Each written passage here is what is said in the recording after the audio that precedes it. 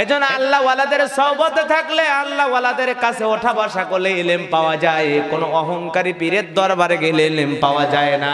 আছে না? নাই। এজন্য আপনি যা জানেন মানুষের মাঝে বিলিয়ে দেবেন, মানুষ যেন উপকৃত হয়। ঠিক না ভাই? ঠিক।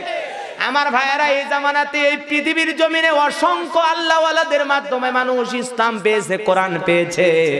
এজন্য আজকে কিন্তু সেই আল্লাহ ওয়ালাদের নামে মানুষ মিথ্যা বদনাম দেয়। আছে না? নাই। আল্লামা আহমদ শফী অনেক বড় আলেম, অনেক বড় বুজুর্গ দ্বীন, যার মাধ্যমে লক্ষ লক্ষ আলেম পৃথিবীর জমিনে, বাংলার জমিনে ছড়িয়ে গেছে।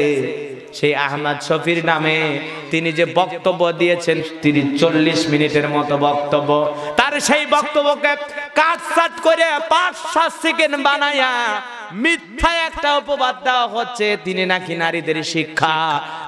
নারীদের শিক্ষা গ্রহণ করতে নিষেধ করেছেন, ক্লাস 4-5 পর্যন্ত পড়ানোর কথা বলেছেন। আমার ভাইরা, আল্লামা আহমদ শফী এই জামানার একজন বড় আলেম। ওই নাস্তিক বেঈমানেরা আল্লামা আহমদ শফীকে ছোট করার জন্য বাজে বাজে মন্তব্য করে। কথা কোন ঠিক না বে ঠিক? মাঝে মাঝে লোকটার বিরুদ্ধে লাগে, তেতুল হুজুর বলে গালি দেয়। যারা আলেমের সাথে বেয়াদবি করে, আজ হোক কাল হোক, এই জমিনে ওদের জায়গা হবে না। কথা বলেন ঠিক না বেটি? এজন্য আলেমদের সাথে লেগো না, ইসলাম আলাদের সাথে লেগো না। আহমদ শফী জামানার অনেক বড় একটা নিয়ামত, মুরব্বী মানুষ, সব আলেম ওলামা তাকে শ্রদ্ধা করে। কথা কোন ঠিক না বেটি? আল্লামা আহমদ শফী যা বলেছে এটা বোঝার মতো জ্ঞান তোমাদের মতো পাগল ছাগলের নাই। কথা কোন না কে? কারণ আল্লামা আহমদ শফী বলেছেন অবশ্যই নারীদেরকে শিক্ষা দেওয়া লাগবে, তবে পর্দার ভিতরে দেওয়া যাবে। আজকে পর্দা না থাকার কারণে স্কুলের শিক্ষকের কাছে ছাত্রী ধর্ষণের খবর আছে না নাই? জল্লা বলেন আছে না নাই? তারপরে শিক্ষক কোচিং সেন্টার খুলেছে, ওই জায়গায় ধর্ষণের খবর আছে না নাই? ধর্মীয় শিক্ষা যদি কারো ভিতরে থাকে, আল্লাহর ভয় যদি কারো ভিতরে থাকে, আল্লাহ ডেকে বলে তোমার খবরদার জিনার নিকটবর্তী হয়ো না। এই কথা বানি ইসরাইল আল্লাহ বলেছেন কিনা? জোরে বলেন, বলেছেন কিনা? আল্লাহ বলেন খবরদার তোমরা অশ্লীল কাজের নিকটবর্তী হয়ো না, জিনার নিকটবর্তী হয় না। আজকে কলেজে ধর্ষণ, স্কুলে ধর্ষণ, কোচিং সেন্টারে ধর্ষণ, অলিতে গলিতে ধর্ষণ। এত ধর্ষণ কেন বেড়ে গেছে? আমার ভাইয়েরা, ধর্ষণ হওয়ার পেছনে একটি কারণ, সেটা হলো কলেজ ইউনিভার্সিটিতে পর্দা নাই, অশ্লীল নোংরা কাজ বেড়ে গেছে। ওই একটি কারণে পর্দা পুশিটা ওই স্কুল কলেজে যদি থাকতো তাহলে ধর্ষণ হতো না, হতো না। পর্দা না থাকার কারণে সর্বনাশ। এন্টারে পরে মেয়ে অন্যাও বুকে দেয় না, মাথা কার ঠিক থাকবে? কথা কয় না? রাগ করেন না। ওরা কলেজ ইউনিভার্সিটিতে এমন ভাবে বসে থেকে একজন আর একজনের সাথে গল্প করে, মানে এই মাত্র কাজী অফিস থেকে বিয়ে করেছে, একটাও খবর না। দেখেন, একটাও বিয়ে করেনি, লুচ্চার মতো, বদমাইশের মতো বিশ্ববিদ্যালয়ের বারান্দায় বারান্দায় প্রেম করতেছে। আবার মাঝে মাঝে কিছু দুর্চরিত্রবানদের খবর পাওয়া যায়, চরিত্র এতটাই খারাপ, ধর্ষণের সেঞ্চুরি করে মিষ্টি খাওয়ায়। আর আল্লামা বুঝাইতে কোন অ্যাঙ্গেলে, আর ওরা ব্যাখ্যা করে টানিয়ে নিয়ে যায় কোন জায়গায়। কথা কোন ঠিক না বাটে? ছোট্ট মেয়েটা, এমনও বাংলাদেশে একটা ঘটনা ঘটে গেছে, ক্লাস 1-এর ছাত্রীকে ধর্ষণ করেছে। কথা কোন ঠিক না বেঠি? পেপার পত্রিকা আপনারা দেখেন না? তা আল্লাহ ওয়ালারা, আলেম ওলামারা বুঝে এটাই, বাবারে তোর মেয়েটাকে ছোট থাকা অবস্থায় পর্দার ভিতরে ঢুকাও। কথা কোন ঠিক না বেঠি? আজকে কিছু কুলাঙ্গার, ওই যে চট্টগ্রামে কয়েকদিন আগে একটা কাসেম নামের শিক্ষক কুলাঙ্গার, ক্লাস 6-এ পড়া একটা মেয়ে যখন বোরকা পরে স্কুলে প্রবেশ করেছে, ওই মেয়েটাকে দেখে বলল বোরকা পরে তারাই যারা ব্যবসার পতিতা। জোরে কন নাউজুবিল্লাহ। ব্যবসা পতিতার ঘরে তোর জন্ম হয়েছে, কারণ একটা পর্দাশীল নারীকে দেখে তারা শিক্ষক নামের শিক্ষক, তারা বাজে মন্তব্য করে না, তারা আরো খুশি হয়। কথা কর। আরে কুলাঙ্গার শিক্ষকের স্বভাব চরিত্র যদি ভালো হতো, ও কি কথা বলতো? না। আরে বেটা বোরকা পরে এসেছে, মেয়েটাকে আরো ধন্যবাদ জানা, আলহামদুলিল্লাহ মা, তোমার মতো মেয়ে প্রতিটা স্কুলে দরকার, তোমার মতো পদ্মাশীল মেয়ে দরকার। আর তা না কইরা বলে বোরকা পরে তারাই যারা ব্যবসার পতিতা। এটা কোন শিক্ষক, ভদ্র শিক্ষক এ ধরনের মন্তব্য করতে পারে? আজকে স্কুল কলেজের দিকে তাকায় দেখেন, আমরা আলেম ওলামা মানুষ গড়ার কারিগর হিসেবে আমাদের ওয়াজের মাধ্যমে বেনামাজি নামাজি হয়, সুদখোর সুদ ছাড়ে, ঘুষখোর ঘুষ ছাড়ে। কথা কোন ঠিক না ঠিক? আলেম ওলামার কথা শুনে মানুষের ভাগ্যের পরিবর্তন হয়। একজন বেনামাজি যদি নামাজি হয় কোন আলেমের বয়ান শোনার পর, কথা ঠিক না ব্যাটে? একজন সুদখোর যদি ভালো হয় কোন আলেমের বয়ান শোনার পর ভালো হয়। একজন চোর যদি চুরি ছাড়ে, একজন ডাকাত যদি ডাকাতি ছাড়ে, আলেম ওলামার বয়ান শোনার পর ছাড়ে। তোদের মতো নাস্তিক বেঈমানদের কথা শুনে মানুষ গুমরাহির পথে যাবে, দিন দিন নির্লজ্জ হবে। কথা বলেন ঠিক না ব্যাটে?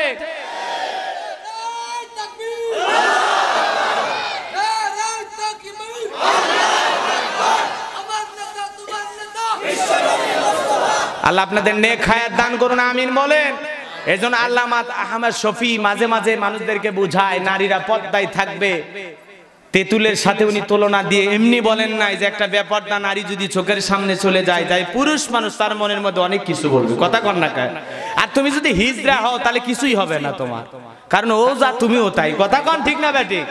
এজন্য আল্লামা যিনি বুঝাইতে চান, জ্ঞানী মানুষ, অনেক জ্ঞানী মানুষ, তার পায়ের জুতা সোজা করে দেওয়ার মতো তোদের যোগ্যতা নাই, আর তার ভুল ধরিস তোরা বেয়াদবেরা। কথা কন ঠিক না বেটি?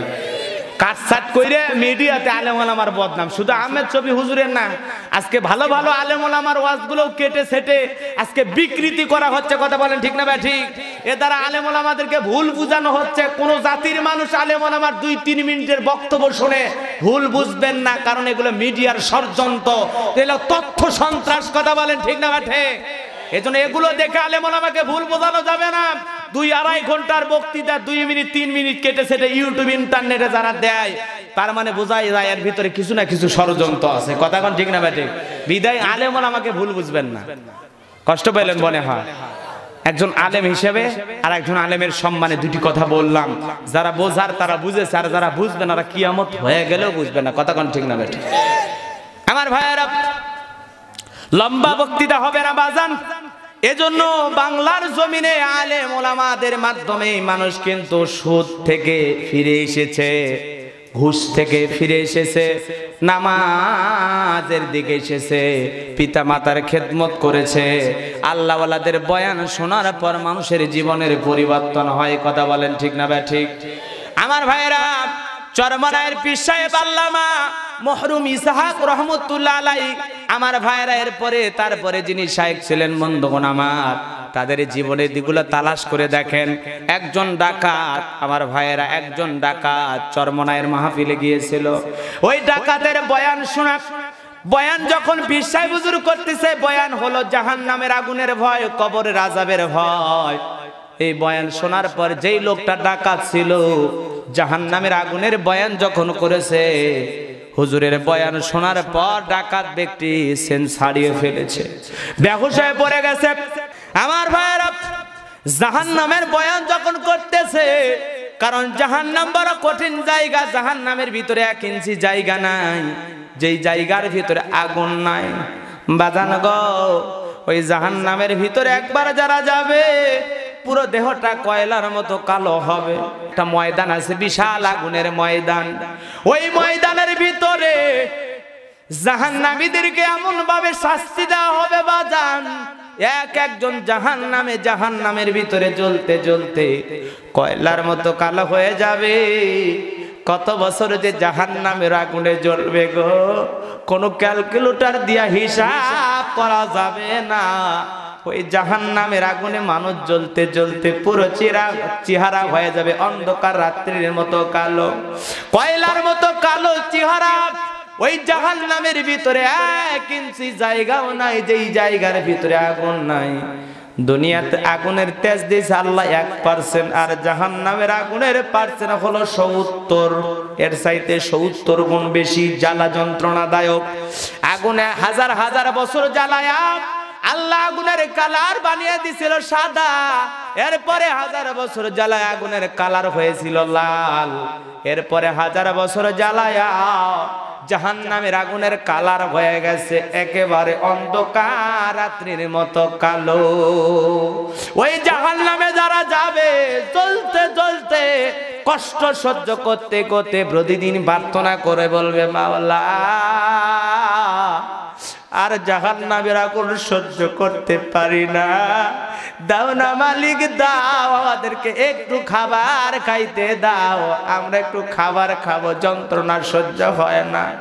দুনিয়াতে খাবার চাইলে যেখানে সেখানে খাবার পাইতেন, বড় আরামদায়ক খাবার, কিন্তু জাহান্নামের খাবার যে কত কঠিন রে বাজার। জাহান্নামের ভিতরে এক শ্রেণীর ঘাস পাওয়া যাবে, ওই ঘাসগুলো মানুষ যখন খাবে গো, ওই ঘাসগুলো কাঁটা যুক্ত ঘাস। জাহান্নামের আগুনের ভিতরে যে ফলগুলো খাবার খাবে, ওই ফলগুলো হলো কাঁটা যুক্ত ফল। ওগুলো খাওয়ার পর গলার ভিতরে আটকে যাবে, সামনের দিকেও আসবে না, পিছন দিকেও যাবে না। লোকটা এমন জোরে চিৎকার মারবে আর ডেকে বলবে মাওলা আর যন্ত্রণা সহ্য হয় না, দাও না মালিক একটু পানি দাও। পানি খায়া মনে করছে দুনিয়াতে পানি খাইলে গলায় আটকাইলে ভিতরে চলে যাইতো, ও জাহান্নামের মধ্যে চিন্তা করবে পানি কিছু খাইলে মনে হয় ভিতরে চলে যাবে, কিন্তু এমন গরম পানি ফেরেশতারা দেবে গো, ওই পানিটা খাওয়ার পর ভিতরে যাওয়ার সঙ্গে সঙ্গে পেটের লাড়ি ভুড়ি গুলো গলে গলে যাবে। বাজান গেছিল জাহান্নামের আগুন বড় কঠিন, বড়ই না ভয়ঙ্কর। ওই জাহান্নামের আগুন থেকে বাঁচার জন্যই তাহাজ্জুদের নামাজ পড়ে আল্লাহর কাছে কাঁদতে হবে। ওই জাহান্নামের আগুন থেকে বাঁচার জন্য 5 ওয়াক্ত সালাতের 1 ওয়াক্ত কাজা করা যাবে না। ওই জাহান্নাম থেকে বাঁচার জন্য ছেলে মেয়েগুলোকে নামাজি বানাইতে হবে, দিনদার বানাইতে হবে। ওই জাহান্নামের আগুন থেকে বাঁচার জন্য বিবিকে পর্দাশীল নারী হিসেবে গড়ে তুলতে হবে। বাজান গো আমার, এজন্য জাহান্নামের আগুন বড় ভয়ঙ্কর। আল্লাহর বুজুর্গ গোলাম পীর সাহেব হুজুর যখন জাহান্নামের বয়ান করতেছেন, ডাকাত লোকটা আছেন হারিয়ে ফেলেছে, কান্নাকাটি করতেছে। কিছুদিন যাওয়ার পর লোকটা ডাকাতি ছেড়ে আল্লাহওয়ালা হয়ে গেল। গায়ের ভিতরে জুব্বে লাগাইলো, টুপি লাগাইলো। আগে যে মামলা ছিল মামলা পুলিশ এসে ডাকাতটাকে ধরে নিয়ে গেল। ডাকাতকে মারার জন্য যখন হাত বাড়াইছে, ডাকাতটা ডেকে বলে পুলিশ ভাই আমারে পরে মারো, কারণ তুমি যদি আমার টুপিতে আঘাত লাগাও, এই টুপিটা আমার নয়, এই টুপি হলো মদিনাওয়ালার। সুবহানাল্লাহ। কোন বিদায় আমাকে মারতে গিয়ে যদি টুপিতে আঘাত করে ফেলো, আমার শরীরে আঘাত পেলে আমার সহ্য হবে, কিন্তু মদিনাওয়ালার সুন্নতি টুপিতে আঘাত লাগলে আমার সহ্য হবে না। এজন্য যারা কুকুরের মাথায় নবীর সুন্নতি টুপি পরিয়ে দেয়, এরা কোনোদিন মুসলমানের বন্ধু নয়, এরা ইসলামের শত্রু। চিল্লায় বলেন কথা ঠিক না ব্যাঠে? যারা টুপিকে অপমান করে, টুপিকে নিয়ে আজে বাজে মন্তব্য করে, সেটা যেই দলের লোক হোক, ও মানুষ ঠিকই আছে কিন্তু শয়তানের চাইতেও খারাপ। আমার ভাইরা এরপরে যখন পুলিশ আবার মারতে চায়, লোকটা ডাকাত ডেকে বলে ও পুলিশ ভাই আমার গায়ে আগে আঘাত করবেন না, আমার গায়ে যে জুব্বা আছে গো, এই লম্বা জামা, এই জামাটা তো আমার নয়, এই জামা হলো মদিনাওয়ালার, এই জামাটা আমাকে আগে খুলতে দেন। এইবারে জুব্বা যখন খুলেছে, পুরো শরীরটা হয়ে গেছে খালি। পুলিশের চোখ দিয়ে পানি পড়ে আর ডেকে বলে ও ডাকাত ভাই, আগে তুমি ডাকাতি করেছো, থানায় খবর আছে, কিন্তু এখন তুমি যেই ব্যবহার দেখাও, টুপি নাকি মদিনাওয়ালার, জুব্বা নাকি মদিনাওয়ালার। মানুষ মার সহ্য করতে গিয়ে মোটা কাপড় পরে, আর তুমি মদিনাওয়ালাকে ভালোবেসে গায়ের কাপড় খুলে গাটাকে খালি করলা। কোন লাঠি দিয়ে, কোন অস্ত্র দিয়ে তোরে আঘাত করবো গো? তুমি জুব্বা খুলেছো, টুপি খুলেছো, ঠিক আছে, কিন্তু তোমার কলিজার ভিতরে মদিনাওয়ালার যে প্রেম, ওই মদিনাওয়ালাকে মোহাব্বত করা শরীরে আমি কোনোদিন আঘাত করতে পারবো না। এজন্য বাজান গো আমার, মদিনাওয়ালার প্রেম ঢুকাইতে হবে, তাহলেই দেখবেন আপনার দুনিয়ার সব কিছু ভালো লাগবে। আপনি বিপদে বললে ধৈর্য ধারণ করতে পারবেন, অসুখ বিসুখ ঢুকালে ধৈর্য ধারণ করতে পারবেন। এক কথায় সমাজে যে যা করে করুক না কেন, আপনি গুনাহ থেকে বাঁচতে পারবেন যদি কার প্রেম থাকে। জোরে কোন? মদিনাওয়ালার প্রেম। কার? মদিনাওয়ালার প্রেম আছে?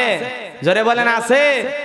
আমার কিছু ভালো লাগে না, মন হইয়াছে দিওয়ানা, মনে চাই ওরা যাইতাম সোনার মদিনা। হায় আমার কিছু ভালো লাগে না, মন হইয়াছে দিওয়ানা, মনে চাই ওরা যাইতাম সোনার মদিনা।